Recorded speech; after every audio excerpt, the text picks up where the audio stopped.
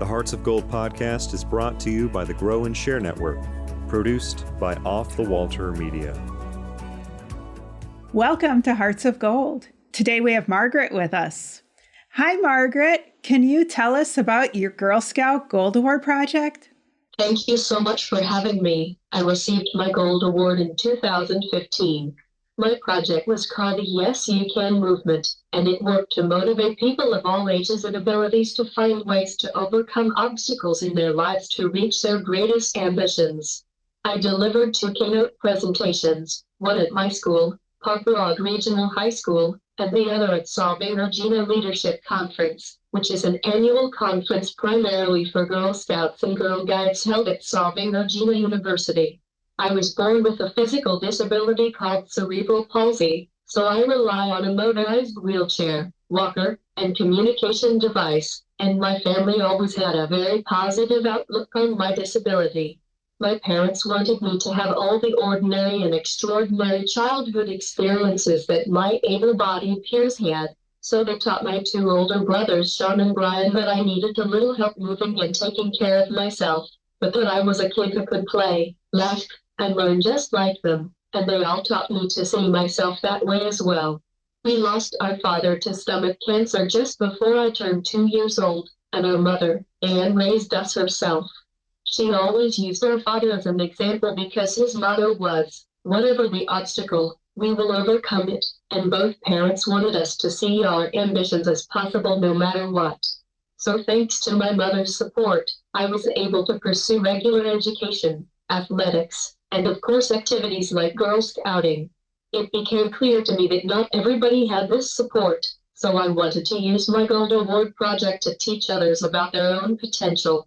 So I included my own life story and experiences in succeeding in school, Girl Scouts, and sports to show how I have overcome the obstacles of my physical limitations and stereotypes to achieve my ambitions.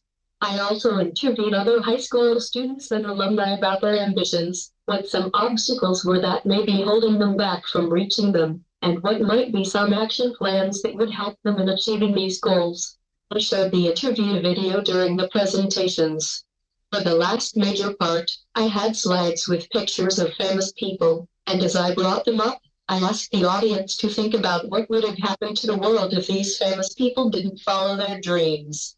For example, one was Juliette Gordon-Lowe, and I asked this room of 300 Girl Scouts and Guides to think about the consequences that would have emerged if Juliette didn't follow her dream of founding Girl Scouts. We wouldn't have this organization where female leadership and empowerment are promoted at such an early age. We wouldn't have met many of the people who are so central to our lives and so on. I ended by asking the attendees to consider their own dreams and what the world might miss out on if they don't follow them. For the measurable component of the project, I gave the audience a survey about where they were with their positive view of their ability to reach their dreams before the presentation and after, and I saw an increase in their positive outlooks, which was exciting. And for the sustainable aspect, the videos of both presentations are still on YouTube. And I also started a Facebook blog called the Yes You Can movement, which I still use today to post motivational messages and stories about how I have overcome obstacles or delved into sectors and adventures typically labeled off limits to people with disabilities. Clearly, your project is related to your life. What was the spark that made you decide that writing the book and encouraging others was the path you wanted for your Gold Award? I had always assumed that what my family was teaching me and the way that my mother was finding the means for me to participate in everything that my able-bodied peers were doing was normal. I really thought that all children with disabilities had an opportunity to do Girl Scouts, sports, and regular education in school, and I was around 11 years old when people started to tell me about how most individuals with physical challenges like mine don't usually do what I got to do every day growing up. I had already earned my Bronze Award, was either in the first stages, or was about to start my Silver Award, and already knew I wanted to earn my Gold, and I came up with my Gold Award project idea at that point. What was your biggest challenge during your project? Being a disabled individual, I faced a lot of stereotypes in all aspects of my life, and my Gold Award was no different. When I tried to start the prerequisites, Somebody involved in working with my troupe told me that I couldn't earn the award because that's not something that kids with disabilities do. And unfortunately, this person was working directly with my peers on those prerequisites, so that to delay the start of my project for probably the better part of a year. But I of course had my mom's support, and fortunately, this came at a time when we were taking the opportunity to explore Girl Scouts of Connecticut's programs beyond the troop, like Camp CEO, where we got to camp for a few days with Girl Scouts of Connecticut CEO Mary Barnaby and female CEOs of various organizations, like Teresa Younger, who is the president and CEO of the Miss Foundation for Women and former board president of Girl Scouts of Connecticut, and they took me under their wings and pointed me in the right direction of completing the requirements. Who was the biggest help during your project? I recognized very quickly that I had this amazing network of people to back my project. As I said, my mom was very supportive from the start, as were Teresa Younger and Mary Barnaby. My brothers and friends from school were very willing to take part in the interview. I also had the superintendent, the principal, and the technical consultant of my school very willing to help me plan a school-wide assembly at which I presented. I had also attended the Solving Regina Leadership Conference the year before I presented, and my mother attended with me, and as she was taking the adult workshops, she happened to see this disability advocate speak. She talked to her about me and my project and later introduced us, and that advocate, Jackie Sullivan, went and talked to the conference director, Karen Pearson, who invited me to be the keynote speaker the following year. So from there, Karen connected me with the conference tech team who arranged all my projection logistics. And then I was able to reach out to a great mentor and national motivational speaker, Tracy Kirnofla, who I had met at Camp CEO. Tracy came out to my school and did a coaching session with me before my presentations, which was tremendously helpful, and she also surprised me by driving to Solvay Regina to see me present. And I also had a great Gold Award mentor, Elizabeth Roth, who provided amazing guidance through my whole project and arranged to attend the conference presentation too. So I had a whole team behind me who believed in my project and in me. I bet seeing them in the audience just really helped your presentation there. What outcome from your project most surprised you? It's often easy to think about the Gold Award as just another award with a beautiful pin and certificate, but in reality, Girl Scouts is giving girls a platform where they have a support system that will enable them to make a difference on a global issue, and this platform is really just the beginning. It's a launching point. I earned my Gold Award just before my high school graduation in 2015, and as I transitioned to college at Fairfield University, I knew that I wanted to take the Yes You Can movement mission and platform further. I ended up starting a community service club on campus, Fairfield University Project Yes You Can, and I was its president for 4 years. Project Yes You Can is a service club striving to help individuals with and without medical and impoverished conditions to have a positive outlook and to overcome obstacles to reach their ambitions. Among the club's accomplishments are serving at homeless shelters, volunteering at local schools in underprivileged communities and at convalescent homes, donating handmade fleece blankets and scarves to schools, hospitals, and individuals with special needs across New England, and organizing 5Ks for stomach cancer, which benefited Smile Cancer Hospital and St. Jude Children's Research Hospital. When I was president, we were named the 2017-2018 Fairfield University Student Association Club of the Year, and we had over 200 people signed up at one point. As a graduate student, I mentored the undergraduate students who took over leadership of the club. And then after I graduated with my master's last year, I started an independent initiative called Positivity for Patients, the Art of Yes You Can, which invites writers, poets, artists, and people of all abilities who are creatively inclined to create works of art and writing depicting motivational and positive messages. I print them on canvas and donate them to be displayed in hospitals in the hopes of uplifting patients' spirits, especially when visitors were restricted by pandemic policies. I was able to partner with an art guild, so a lot of the art was made by professional artists, and all of the printing costs were raised through crowdfunding. We donated the first art exhibit earlier this year and have ideas on what hospitals we will donate to next. And then, of course, though I had already started working on my memoir years before I did my project, the mission of my Gold Award project is also heavily interwoven in my book. So I would love for other Girl Scouts to see and approach the Gold Award project as a starting point for creating change on an issue that they are most passionate about and that they are inspired to continue to take action on throughout life. What piece of the Gold Award process would you like others to know more about? That it is the beginning of what can be a bigger initiative. What has been your biggest surprise from publishing your book? I think the biggest surprise that came from publishing my book has been the stories that readers are sharing with me after they read my story.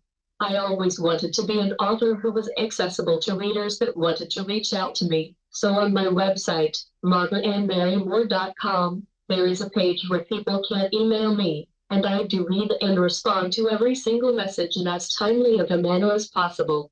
I suppose I had just assumed that people would just send me emails about whether or not they enjoy the book. But what I'm finding is that many are sending me these powerful letters about their own lives. So, for example, some write to me and say, I'm reading the part about your triumphs and struggles with disability inclusion and acceptance. Here's what I have gone through in those areas. I'm really honored that readers feel comfortable sharing those experiences with me, and in my opinion, it creates a dialogue that we can use to strategize how best to create change and make the world a more accepting and compassionate environment. What has been your favorite event or opportunity that you've had because of your book?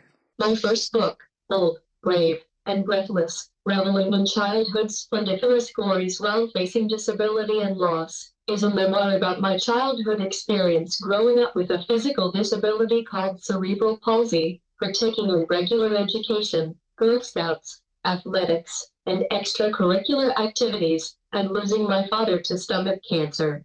My book was my childhood dream, so it's literally a dream come true.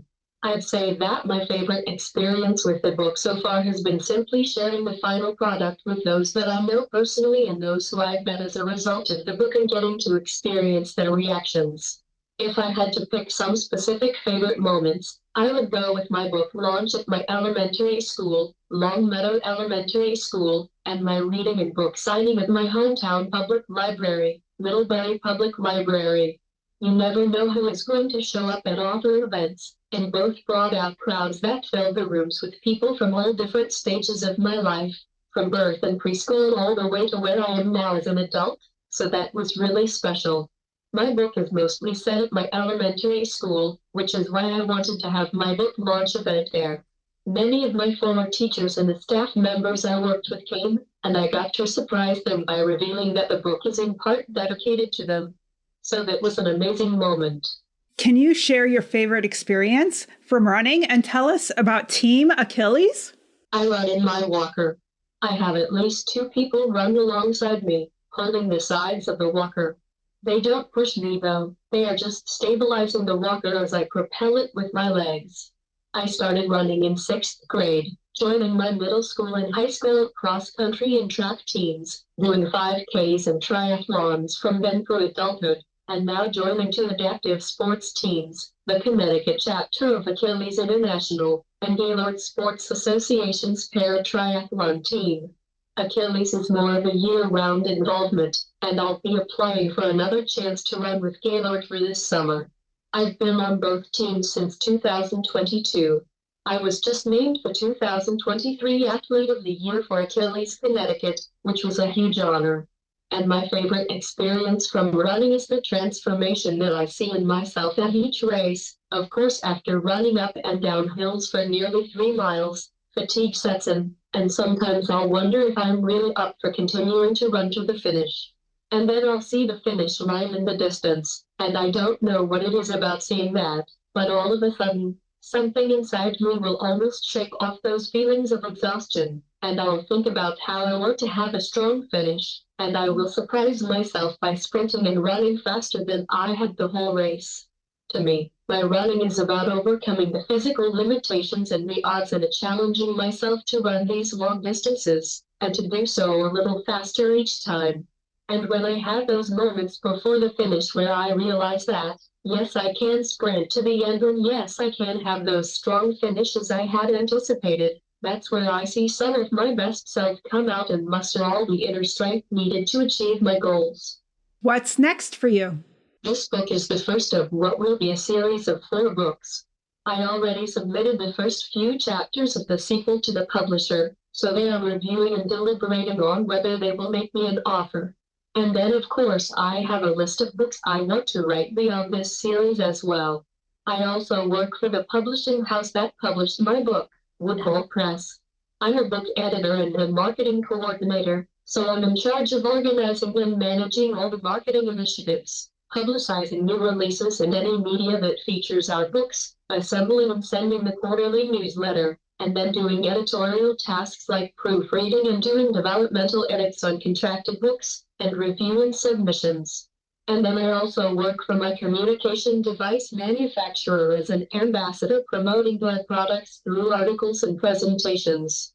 I'm planning to continue to move my way up in the publishing industry and continuing my work with my communication device manufacturer. I'm also looking to earn my PhD sometime in the future, and I'm also interested in exploring career paths such as teaching. How do you make your s'mores? I like to stick my marshmallow right on the flames and have it get golden brown, and then put it on the chocolate bars and graham crackers while it's still hot so that everything melts together nicely. Thank you so much for joining us today. Thank you so much. Make sure to click follow or subscribe so you always know when new episodes are going to be released. Power your passion and conquer your challenges. Thank you for listening. If you'd like to be on the show to share your story of how you earned your Gold Award, reach out and send an email to growandsshare@outlook.com.